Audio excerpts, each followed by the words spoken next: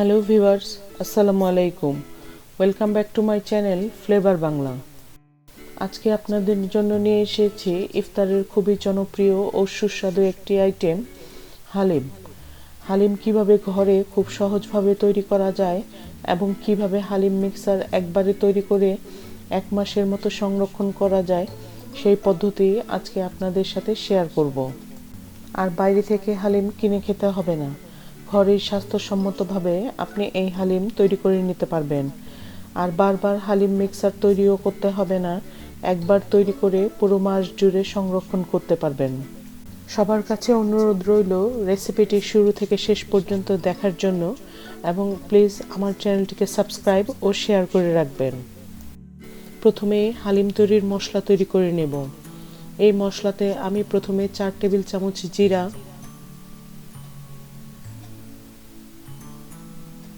4 table চামচ ধনে,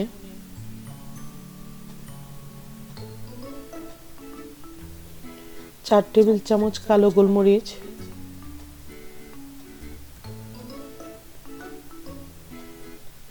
2 চা চামচ দারচিনি,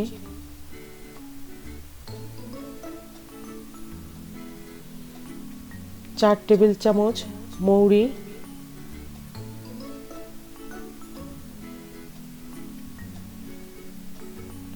2 চা চামচ লবঙ্গ,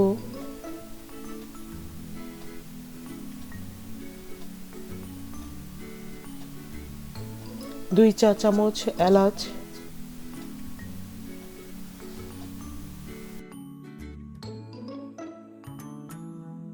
তারপর সাথে 4 চা চামচ মেথি নিয়ে নিচ্ছে। এবার সাথে 2 চা চামচ সরিষা দানা নিয়ে নিচ্ছে। এখানে আমি সাদা সরিষাটি ব্যবহার করেছি। তারপর এখানে 4 পিস জয়ত্রী নিয়ে নিয়েছি। এবার মশলার সব উপকরণগুলো লো হিটে 5 মিনিটের মতো ড্রাই রোস্ট করে নেব। এখানে কোনো তেল ব্যবহার করব না। এই হালিমের মশলাটি যখন তৈরি হয়ে যাবে, খুবই সুন্দর একটি সুঘ্রাণ বের হয়ে আসবে, যার কারণে হালিমটি খেতে খুবই মজাদার হবে। মশলাটি অতিরিক্ত ভেজে আমরা পুড়ে ফেলব না। কিছুটা ভাজা হয়ে গেলেই আমরা একটা প্লেটে উঠিয়ে নেব। তারপর আমি ডালের মিশ্রণটি তৈরি করে নিচ্ছি। এখানে অর্ধেক কাপ মসুর ডাল নিয়ে নিয়েছি, সাথে অর্ধেক কাপ মাসকলাই ডাল নিয়ে নিয়েছি। এখানে খোসা ছাড়া মাসকলাই ডালটা ব্যবহার করেছি। তারপর এখানে অর্ধেক কাপ বুটের ডাল নিয়ে নিয়েছি। তারপর সাথে অর্ধেক কাপ খেসারি ডাল বা অড়হর ডালও নিয়ে নিয়েছি। এখানে অর্ধেক কাপ মুগ ডাল নিয়ে নিয়েছি। সাথে 2 কাপ গম নিয়ে নিয়েছি এবং সাথে অর্ধেক কাপের মতো পোলাও চাল নিয়ে নিয়েছি। এখানে আমি চিনি গুঁড়া পোলাও চালটি ব্যবহার করেছি, আপনারা বাসমতি চালও ব্যবহার করতে পারবেন। তারপর এই ডালের মিশ্রণটি আমি গ্রাইন্ডারে আধা ভাঙা করে নিয়ে নিয়েছি। এখানে পুরোপুরি গুঁড়ো করে ফেলা যাবে না, অল্প কিছু আস্ত থাকবে এবং অল্প কিছু গুঁড়ো হয়ে যাবে। ঠিক যেমন ভিডিওতে দেখানো হচ্ছে এইরকমভাবে তৈরি করতে হবে। অপরদিকে মশলাটি যখন অনেকটা ঠান্ডা হয়ে এসেছে, সেই পর্যায়ে আমি মশলাটি একটি গ্রাইন্ডারে গুঁড়া করে নিচ্ছি। এই মশলাটি পুরোপুরি গুঁড়া করে নিতে হবে। আমি সবসময় চেষ্টা করি আমার চ্যানেল থেকে সহজ, মজাদার ও আকর্ষণীয় রেসিপিগুলো শেয়ার করার জন্য। কিভাবে একটি রেসিপি পারফেক্টভাবে তৈরি করা যায় এবং স্বাদে গুণে অনন্য হয়, সেই চেষ্টাই করি। ডেসক্রিপশন বক্সে আমার চ্যানেলের ফেসবুক পেজ ও গ্রুপের লিংক দেওয়া আছে। আপনারা লাইক দিয়ে রাখবেন, তাহলে সহজেই আপনার কাছে আমার রেসিপি পৌঁছে যাবে। তারপর সেই মশলাটির সাথে আমি 2 চা চামচ হলুদ গুঁড়া মিশিয়ে নিচ্ছি। সাথে 4 টেবিল চামচ লাল মরিচ গুঁড়াও মিশিয়ে নিচ্ছি।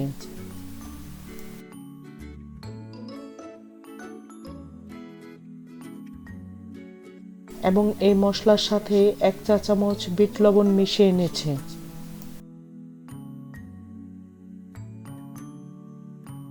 এবার পুরো মিশ্রণটি খুব ভালো করে মিশিয়ে নিয়ে একটি কৌটায় রেখে দেব। চেষ্টা করবেন একটি এয়ারটাইট কৌটা ব্যবহার করার জন্য, তাহলে এই মশলার গন্ধ সবসময়ই সতেজ থাকবে।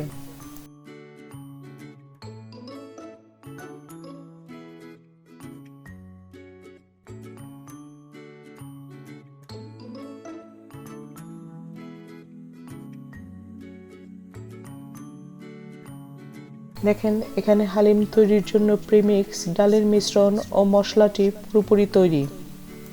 এই প্রিমিক্সটি আপনারা 3 মাসের মতো সংরক্ষণ করতে পারবেন রুম টেম্পারেচারে, কিন্তু এয়ারটাইট বক্সে রাখতে হবে।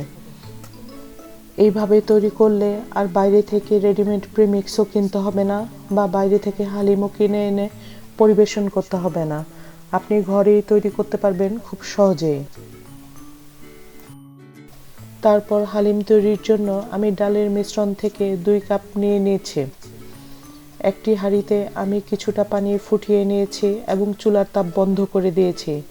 ওই ফুটন্ত পানিতে আমি ডালের মিশ্রণটি দিয়ে দিচ্ছি এবং 2 ঘন্টার জন্য ঢেকে রেখে দিচ্ছি। এই অবস্থায় কিন্তু চুলার তাপ পুরোপুরি বন্ধ আছে। এইভাবেই ডালটিকে ভিজিয়ে রাখতে হবে 2 ঘন্টার জন্য।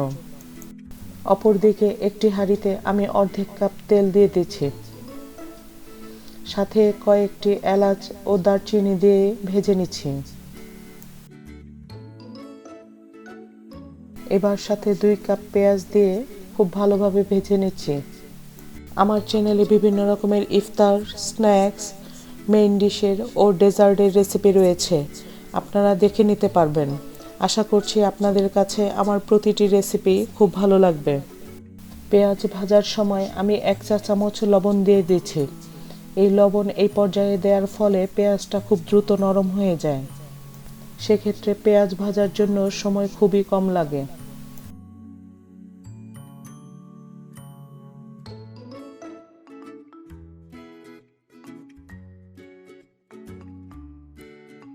পেঁয়াজ মোটামুটি ভাজা হয়ে গেলে সেই পর্যায়ে আমি 2 চা চামচ আদা রসুন বাটা দিয়ে দিচ্ছি।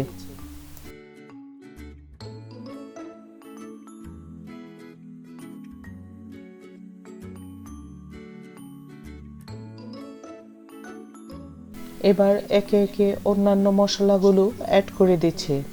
এখানে আমি 2 চা চামচ মরিচ গুঁড়া ও অর্ধেক চা চামচ হলুদ গুঁড়া দিয়ে মিশিয়ে নিচ্ছি।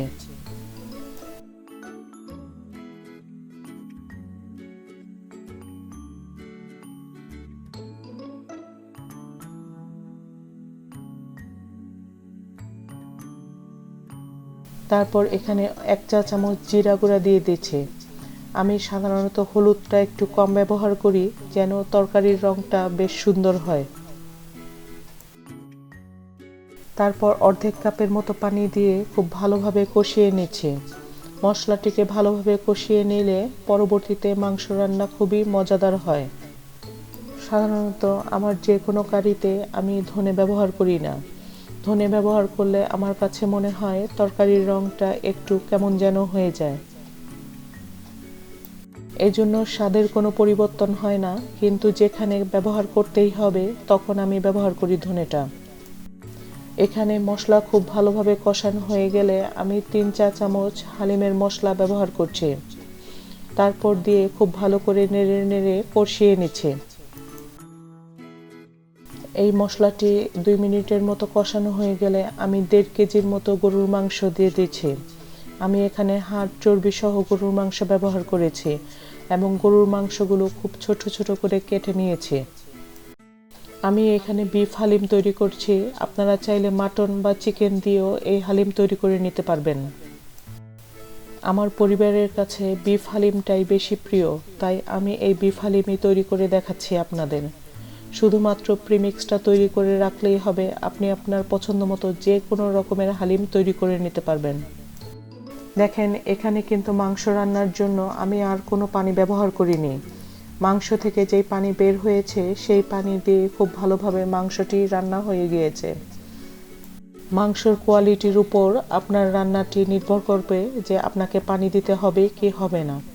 তবে দেখেন মাংসটির কালার কতটা সুন্দর এসেছে। আমি যদি এখানে ধনে ব্যবহার করতাম তাহলে মাংসের রং কিন্তু অনেকটা ডার্ক আসতো।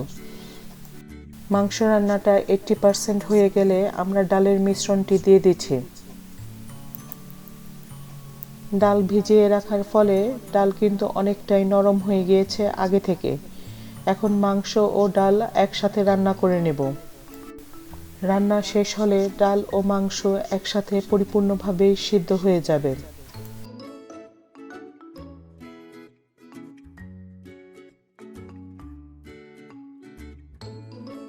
যখন ডাল ও মাংস পুরোপুরি সিদ্ধ হয়ে যাবে আমি সেই পর্যায়ে 2 চা চামচ হালিমের মশলা দিয়ে দিচ্ছি। এই মশলাটি আমরা প্রথমেই তৈরি করে নিয়েছি। এই মশলা দিয়ে কিছুটা সময় লো হিটে আমরা ঢেকে রাখবো হালিমটিকে। রান্না যখন পুরোপুরি শেষ হয়ে যাবে সেই পর্যায়ে আমি 1 টেবিল চামচ ঘি দিয়ে দিচ্ছি। ঘিটা কিন্তু আমার নিজের তৈরি করা। এই ঘিয়ের রেসিপির লিংক আমার ইউটিউব চ্যানেলে দেওয়া আছে। আমি আই বাটনে এবং ডেসক্রিপশন বক্সে লিংকটি দিয়ে রাখবো, আপনারা দেখে নিতে পারবেন। এবং সাথে আমি কিছুটা পেঁয়াজ বেরেস্তা ব্যবহার করেছি। তারপর এখানে আমি হালিম পরিবেশন করে নিয়েছি। উপরে কিছুটা পেঁয়াজ বেরেস্তা, কিছুটা ধনেপাতা, কাঁচামরিচ কুচি এবং কিছুটা আদা কুচি দিয়ে পরিবেশন করছি। সাথে কয়েক টুকরো লেবুও দিয়ে দিয়েছি। তৈরি হয়ে গেল স্বাস্থ্যসম্মতভাবে ঘরোয়া পদ্ধতিতে তৈরি মজাদার বিফ হালিম।